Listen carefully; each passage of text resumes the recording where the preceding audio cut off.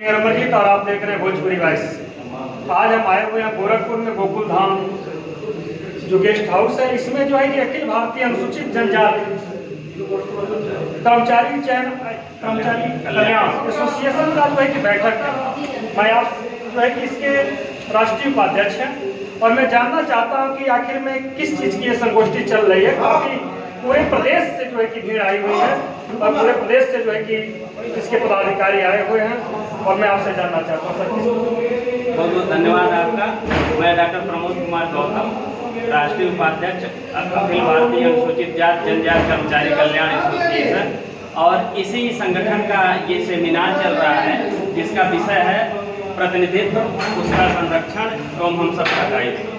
और मैं आप सबको बता दूं कि हम सभी लोग जितने भी यहाँ लोग आए हुए हैं इस संगठन के, ये सब लोग अधिकारी कर्मचारी हैं। 4th क्लास से लेकर के 1st क्लास तक भी लोग यहाँ जुटे हुए हैं। और ये ना तो कोई राजनीतिक संगठन है, ना कोई हमारा राजनीतिक दृष्टिकोण है इस तरीके का। हम केवल संवैधानिक पहलुओं पर अपने कर्मचारियों को और शिक्षित जो लोग हैं, जो अवेयर लोग हैं और जो जनता है, उसको संवैधानिक पहलुओं पर, संवैधानिक अधिकारों से, नागरिक अधिकारों से अवेयर करने का काम करते हैं।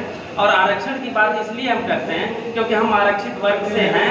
संविधान द्वारा जो मौलिक अधिकार है अनुच्छेद 16 के तहत, उसके तहत हमारा चयन हुआ है और हम जिस वर्ग के प्रतिनिधि के रूप में विभिन्न पदों पर हैं, उस वर्ग के प्रतिनिधि के रूप में हम विभिन्न जगहों पे हैं, तो हमारा ये दायित्व बनता है कि हम अपने समाज के लोगों को उन अधिकारों से अवेयर कराएं। और इसी दायित्व के तहत इस संगठन का गठन किया गया है कि हम सभी लोग आरक्षण को और भी जितने मौलिक अधिकार, संवैधानिक अधिकार, उससे अपने लोगों को अवेयर कराएं। इसी उद्देश्य से ये संवैधानिक संगोष्ठी चल रही है।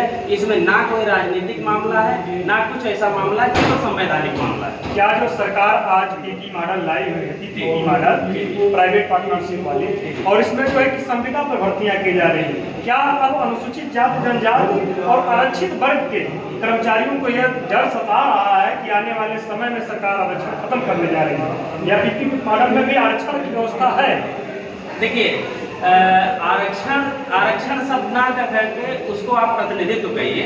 प्रतिनिधित्व जितना % अनुसूचित जाति का है या ओबीसी का है, उसको पूरा करने की जो प्रक्रिया है वो आरक्षण है। अब ये एक संवैधानिक अधिकार है और मौलिक अधिकार है, क्योंकि मौलिक अधिकार के तहत अनुच्छेद 16 के तहत ये चीजें मिली हुई है, समझ रहे हैं। इसलिए जब आप देखेंगे कि ये मौलिक अधिकार है, तो ये उस वर्ग का हक है, उसको आप काट नहीं सकते हैं। लेकिन आप वहीं दूसरे तरफ देखेंगे तो जो PPP मॉडल है, या निजीकरण है, या संविदा है, या आप आउटसोर्स है, तो उसमें प्रतिनिधित्व की बात नहीं कही गई है। और एक नैतिक बात मैं बताऊं कि भारत की संपदा, जिसको आप आर्थिक सिस्टम कहते हैं, आर्थिक सिस्टम भारत के हर नागरिक का है। और हर नागरिक के अर्थ से ही चाहे कोई सरकारी सिस्टम वो चलता है, चाहे प्राइवेट सिस्टम वो चलता है। जब प्राइवेट सेक्टर की हर कंपनियां भारत के हर नागरिक के पैसे से चल रही है, तो उस क्षेत्र में भी प्रतिनिधित्व होना चाहिए। और ये अभी तक मिला नहीं है।